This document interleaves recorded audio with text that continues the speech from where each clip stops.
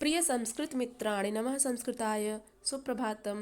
संस्कृत साहित्य में आपका स्वागत है।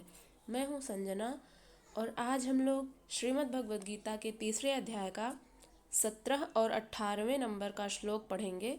इसके पूर्व हम लोग 16 श्लोकों तक अध्ययन कर लिए थे, जिसमें हमने जाना था कि श्री कृष्ण अर्जुन से कहते हैं, हे पार्थ, जो पुरुष इस लोक में इस प्रकार परंपरा से प्रचलित सृष्टि चक्र के अनुकूल नहीं बरतता। अब सृष्टि चक्र क्या होता है, इसके बारे में हमने विस्तृत जानकारी इसके पिछली वीडियो में जान ली थी। फिर भी हम बता देते हैं कि जो सृष्टि चक्र होता है उसको एक बार समझ लेते हैं फिर से। जैसे संपूर्ण प्राणी जो होते हैं वो अन्न से उत्पन्न होते हैं। कहने का अर्थ यह है कि अन्न से ही मनुष्य के शरीर का पालन पोषण होता है और अन्न की उत्पत्ति वृष्टि यानी वर्षा से होती है। और वृष्टि किससे होती है? यज्ञ से। यज्ञ आदि जब होते हैं तो उससे बादल बनता है और उसके बाद वर्षा होती है और यज्ञ विहित कर्मों से उत्पन्न होने वाला है।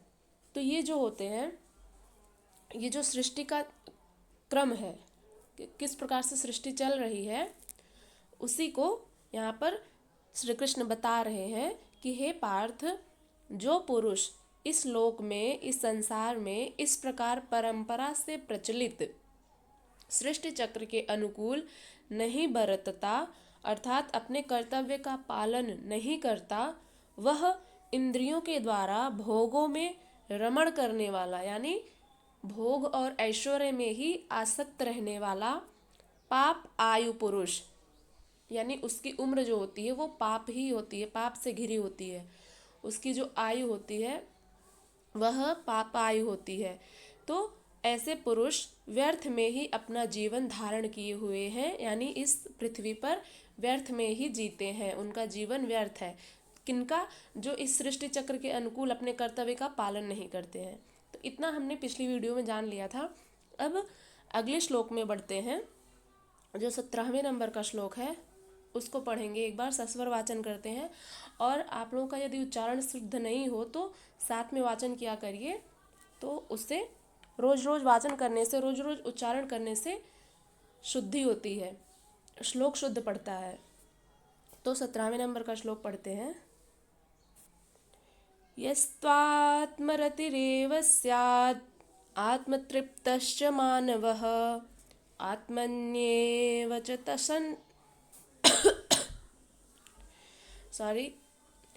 यस्त्वात्मरतिरेव स्यात् आत्मतृप्तश्च मानवः आत्मन्येव च सन्तुष्टः तस्य कार्यं न विद्यते। यस्त्वा आत्म अतिरेव स्यात् आत्मतृप्तश्च मानवः आत्मन्येव च सन्तुष्टः तस्य कार्यं न विद्यते। सर्वप्रथम हम इसके शब्दार्थ को देखेंगे, उसके बाद इसकी व्याख्या। तो यस्त्वा, यह, इसका जब संधि विच्छेद करेंगे तो यह तो आत्मरति ही एव, इस प्रकार से बनेगा। यह माने जो, तू माने लेकिन, आत्मरति ही यानी आत्मा में रत, यानी आत्मा में आनंदित रहने वाला, एव माने ही, स्यात् माने रहता है, आत्म तृप्ति ही यानी आत्मा में ही तृप्त, च माने और, मानवः यानी मनुष्य, आत्मनि एव। अब दूसरी लाइन का जब संधि विच्छेद करते हुए उसका शब्दार्थ को देखेंगे तो किस प्रकार से आत्मन्येव, इसका जब संधि विच्छेद करेंगे तो आत्मनि एव, आत्मनि अर्थात आत्मा में, एव माने ही, च माने और, संतुष्टः यानी संतुष्ट, तस्य माने उसके लिए, कार्यम यानी कि कर्तव्य या कार्य, न विद्यते नहीं रहता है। बीच बीच में बोलते समय मुझे खांसी आ जा रही है, तो प्लीज़ आप लोग उसको अवॉइड करिएगा। हमारा केवल एक ही उद्देश्य है कि गीता के श्लोकों का वाचन करना, उसके अर्थ को बताना। मेन उद्देश्य हमारा यही है, मेन पर्पस जो है। बाकी तो ये शरीर के विकार हैं तो वो तो आते ही रहते हैं। खैर, अब इसकी व्याख्या हम देखते हैं। यह तो आत्मा रति ही, परंतु जो मनुष्य, अब इसके व्याख्या की तरफ हम लोग बढ़ते हैं कि श्री कृष्ण अर्जुन से क्या कह रहे हैं। परंतु जो मनुष्य आत्मा में ही रमण करने वाला और आत्मा में ही तृप्त तथा आत्मा में ही संतुष्ट हो, उसके लिए कोई कर्तव्य नहीं है। अब कहने का भाव यह है कि जो मनुष्य आत्मा में ही रमण करता है, इसके पूर्व तो हमने देखा था कि जो मनुष्य केवल भोग और ऐश्वर्य में ही रमण करता है, जिनकी आत्मा केवल भोग और ऐश्वर्य में ही आसक्त रहती है, ऐसे पुरुष पाप आयु होते हैं, पाप आयु वाले होते हैं और उनका जीवन व्यर्थ होता है।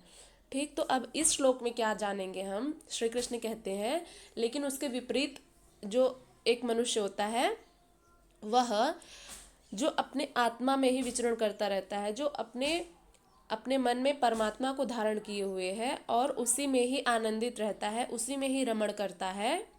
जो मनुष्य आत्मा में ही रमण करने वाला और आत्मा में ही तृप्त,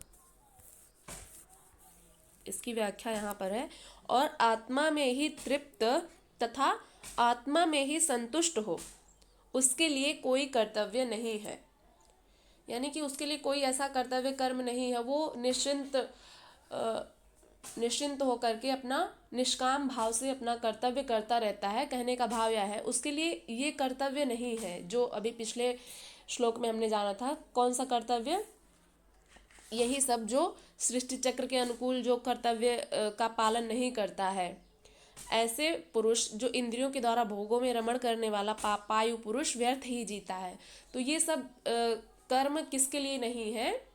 जो केवल अपने आत्मा में ही विचरण करता रहता है, वो तो निर्द्वंद होकर के, द्वंद्वों से रहित होकर के, निष्काम भाव से केवल परमात्मा का ही चिंतन करता रहता है, उन्हीं का स्मरण करता रहता है और अपने आत्मा में ही रमण करता है, परमात्मा में आनंदित रहता है, उनका चिंतन करता रहता है। ऐसे पुरुष के लिए कोई भी कर्तव्य नहीं रहता। 18वें नंबर का श्लोक है। नैव तस्य कृतेनार्थो न कृतेनेह कश्चन, न चास्य सर्वभूतेषु कश्चिदर्थव्यपाश्रयः। अर्थात सर्वप्रथम हम इसके शब्दार्थ और इसकी व्याख्या को देखते हैं। इसका शब्दार्थ है न एव, नैव, इसमें वृद्धि संधि हुई है। नैव का जब संधि विच्छेद करेंगे तो न धन एव, न में जो ह्रस्व आकार है और एव में जो ए है, ह्रस्व आकार और एव का ए, आ और ए मिलकर के ऐ बनता है, तो उसमें वृद्धि संधि होती है। तो नैव में वृद्धि संधि है। न माने नहीं, एव माने ही, तस्य माने उस महापुरुष का। किस महापुरुष का? जो अपने आत्मा में ही आनंदित रहता है, जो अपने आत्मा में ही संतुष्ट रहता है, ऐसे महापुरुष का कृतेन यानी कर्म करने से, अर्थः यानी प्रयोजन, न माने नहीं, अकृतेन कर्म न करने से। अब यहाँ पे दो शब्द हैं, कृतेन और अकृतेन। तो कृतेन का अर्थ है कर्म करने से और अकृतेन का अर्थ है कर्म न करने से। इह माने इस संसार में, कश्चन यानी कोई, न माने नहीं, च माने और, अस्य माने उसका, कश्चित यानी किंचित मात्र भी, अर्थ यानी कि अर्थ का अर्थ होता है प्रयोजन यानी संबंध। प्रयोजन होता है जैसे कि हमारा कोई भी कार्य होता है तो उसके पीछे का क्या प्रयोजन है आपका, वही होता है अर्थ। अर्थ का अर्थ होता है प्रयोजन। व्यपाश्रयः, व्यपाश्रयः का अर्थ है स्वार्थ का। अब ये रहा शब्दार्थ। इसकी व्याख्या देखते हैं। श्री कृष्ण अर्जुन से क्या कहते हैं? उस महापुरुष का इस विश्व में, इह है ना यहाँ पर, ना कृतेन इह कश्चन, इह माने इस लोक में यानी इस संसार में, इस संसार में उस महापुरुष का न तो कर्म करने से कोई प्रयोजन रहता है और न कर्मों के न करने से ही कोई प्रयोजन रहता है, तथा संपूर्ण प्राणियों में भी इसका किंचित मात्र भी स्वार्थ का संबंध नहीं रहता। अब इसको समझिए, श्री कृष्ण क्या कहना चाह रहे हैं। इसके पिछले श्लोक में 17वें नंबर के श्लोक में हमने जाना कि जो पुरुष केवल अपने आत्मा में ही तृप्त रहता है, आत्मा में ही संतुष्ट रहता है, उसके लिए कोई कर्तव्य नहीं है। अब इस श्लोक में हम जानेंगे उस महापुरुष का, यानी कि जो पुरुष अपने आत्मा में संतुष्ट रहता है, केवल परमात्मा का चिंतन करता रहता है, ऐसे महापुरुष का इस संसार में न तो कर्म करने से कोई प्रयोजन रहता है तथा संपूर्ण प्राणियों में भी इसका किंचित मात्र भी स्वार्थ का संबंध नहीं रहता। इसका भाव समझिए।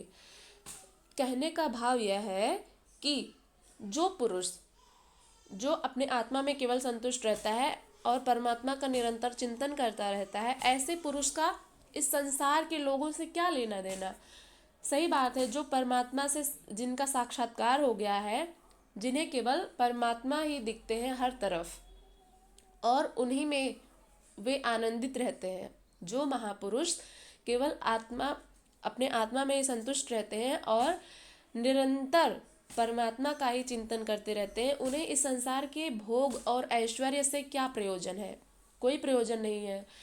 तो और इस संसार के जितने भी प्राणी हैं उनसे भी उनका कोई स्वार्थ नहीं रहता। जो साधु संत होते हैं वो उन्हें कोई स्वार्थ नहीं रहता है, इस संसार के लोगों से कोई भी स्वार्थ नहीं रहता है। उन्हें केवल उनका एक लक्ष्य होता है, परमात्मा की प्राप्ति। और जब उन्हें परमात्मा की प्राप्ति हो जाती है तो उन्हें इस संसार की जो भोग और ऐश्वर्य की वस्तुएं हैं उन्हें आकृष्ट नहीं करती हैं अपनी तरफ। और इस संसार के जितने भी मनुष्य हैं उनसे भी उनका कोई स्वार्थ नहीं रहता है। वो निस्वार्थ भाव से देखते हैं सभी को और केवल संसार के कल्याण मात्र हेतु अपना जो कर्तव्य है, जो तप है, जो तपस्या करते हैं वो लोग, केवल सर्वे भवन्तु सुखिनः सर्वे सन्तु निरामया, इस प्रकार की भावना रख करके वे परमात्मा का चिंतन करते रहते हैं और इस संसार के कल्याण हेतु तप करते रहते हैं। उन्हें कोई स्वार्थ नहीं रहता इस संसार के मनुष्यों से, केवल एकमात्र लक्ष्य परमात्मा की प्राप्ति। और जब वो परमात्मा की प्राप्ति कर लेते हैं तो उन्हें किंचित मात्र भी इस संसार के प्राणियों में कोई भी स्वार्थ का संबंध नहीं रहता है, निस्वार्थ हो जाते हैं वो। अब अगला श्लोक हम लोग कल पढ़ेंगे। इसमें कोई भी संशय हो तो आप लोग पूछ सकते हैं और अपना फीडबैक भी दे सकते हैं कि ये व्याख्या आप लोगों को कैसे लगी, समझ में आई या नहीं, कहाँ पर नहीं समझ में आया, ये सब आप लोग कमेंट बॉक्स में कमेंट कर सकते हैं, हम उसका उत्तर देंगे। तब तक के लिए नमः संस्कृताय।